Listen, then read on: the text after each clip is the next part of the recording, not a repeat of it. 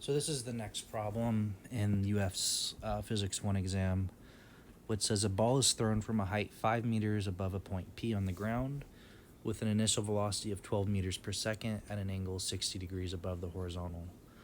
The ball was caught a horizontal distance 15 meters from P. How high was it caught? So we kind of already have our drawing, which is usually the first thing I do. We already really have our drawing, so we don't have to really worry about that so much. I'm just going to make a note of X motion and Y motion. And this is really a good systematic way to approach two-dimensional kinematic problems, which is what this is. So I just make a little chart of X and Y motion. And here are the things I put down. X initial, X final, V naught X, Vx, so that's initial and final velocity, acceleration, and time. And I'll just keep it consistent by using the naught notation. And we can do the exact same thing. I'll just call it X, Y, V naught Y, Vy, acceleration, and time. And then you can just write in what you know. So if we look at the initial position, that's just right here. Your X value is 0. I'll do it in this color. 0 meters. And your initial Y position is 5 meters.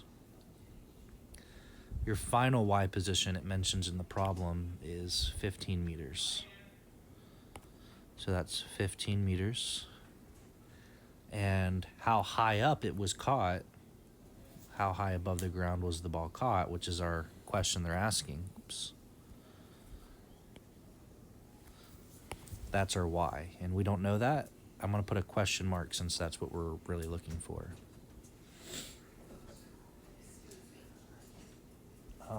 Sorry, somebody was walking in and out. So our initial velocity in the X direction, we can use right triangle trig. And this is our angle theta, which we know to be 60. This is V naught, which we know to be 12. And then we have an X component and a Y component.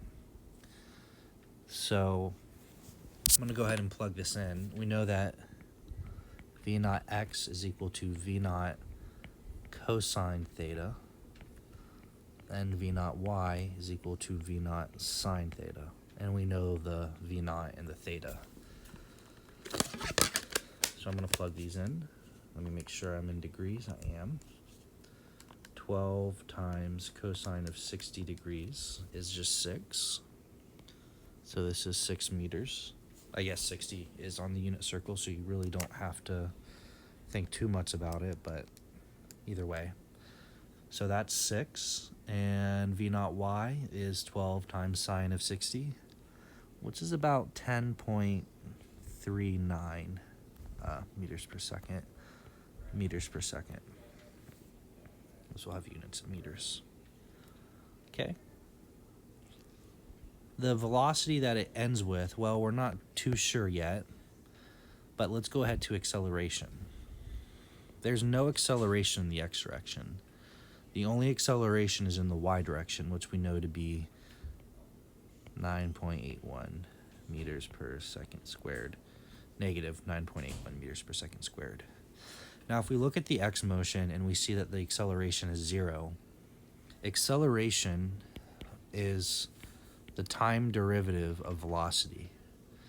So if your acceleration is 0, there's no change in velocity.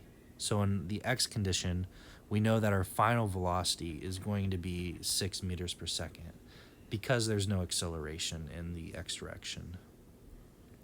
Hopefully that makes sense. Time we're not sure about, and V final we're not entirely sure about. So the equation we'll use is Y equals Y initial plus V initial t plus 1/2 gt squared. And we know some of these values. The only thing we don't know is, well, we don't know y, but that's what we're solving for, right? And we also don't know time. So we need to find a way to solve for time. And for that, we'll look at the x motion. And this is a trademark of projectile motion. You look at an equation and you have to use one of your other dimensions, in this case x, to solve for an unknown. Okay? So let's see. We can say x is equal to x naught plus v naught in the x direction, t, plus 1/2 at squared. So same equation, just in the x direction. But we know the acceleration is 0. So this is 0. X naught is 0. And we have x equals v naught in the x direction times time. Or time is equal to x divided by v naught x. And we know what v naught x is. That's 6. And we know what x is. It's 15. I'm going to keep it as a variable for now, but just so we can see. And now what we can do is substitute this into our y motion. And that's because the times are going to be the same. So the time will be the same in both the x and y direction. So that's really helpful. So y equals y naught. That should be consistent. It doesn't matter if you use initial or not, but t, which is x over v naught x, plus 1/2 g t squared. So that's x squared over v naught x. I'll just square it like this. Okay. So this is y equals 5 meters plus 10.39 meters per second times x, which is 15 meters. V naught in the x direction is 6 meters per second minus 1/2 times 9.81 times, and I should mention this is meters per second squared, times 15 meters over 6 meters per second, all squared. So, okay, sorry about that. So I think he's using 9.8 meters per second.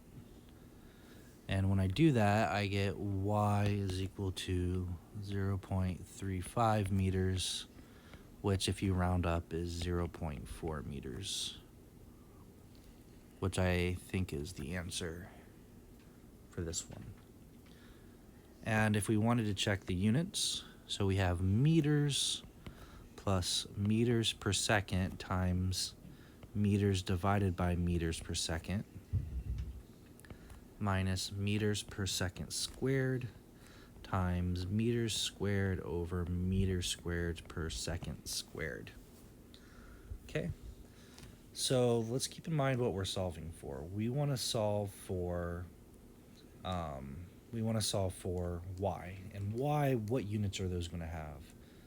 Well, that's going to have units of meters. So if everything were to work out well, then we should get units of meters. So meters plus meters per second. And then we will have, so your meters drop, and you could think of this as times seconds. The seconds drop, good. And then minus meters per second squared. These drop, times seconds squared. Good. So we get meters plus meters minus meters. So it'll be units in meters. So the unit check makes sense. So this was just a unit check. If we got something other than meters, then we probably made a mistake somewhere. So yeah, just to summarize, you want to break this up into the x and y motion. That's really the big theme of two-dimensional kinematics, is that you can treat it as two one-dimensional kinematic problems. And once we set up your unknowns, this is how I like to do it. You can solve for your unknown. And to solve for the unknown, you have to look in your other dimension, the x direction. And then you can solve for your unknown. You can find your y value by just plugging in. I did a quick unit check. And that's all for this one. Let me know in the comments.